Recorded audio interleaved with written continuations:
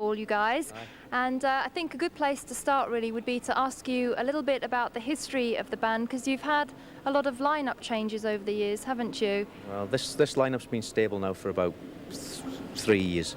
The previous lineup, they went to Japan, these guys. They won the international Yamaha contest.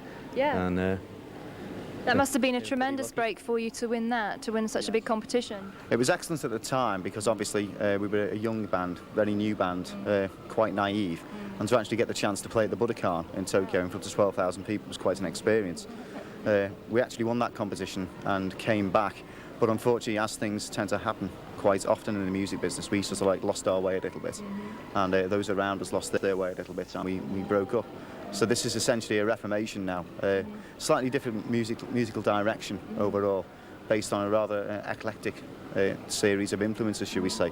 Each member of the band has his own personal influences, although we do tend to coalesce into one unit quite well overall.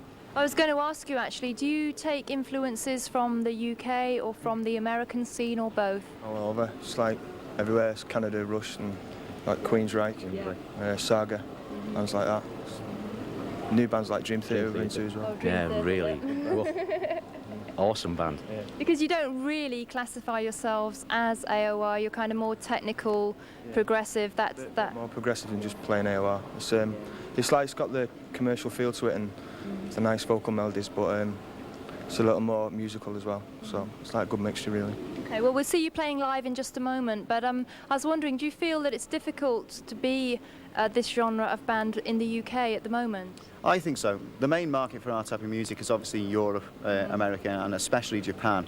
It does seem to be a little bit stifled in this country at the same time. I mean, you're stuck if you're playing a rock venue. They tend to be more leaning towards the grunge side, the thrash side of things, and sometimes we'll tend to go over the audience's head a little bit. However, we have found that recently there seems to be a slight change in attitude, and slightly more progressive music is making a comeback, so to speak. So we're hoping that bears out quite well for us.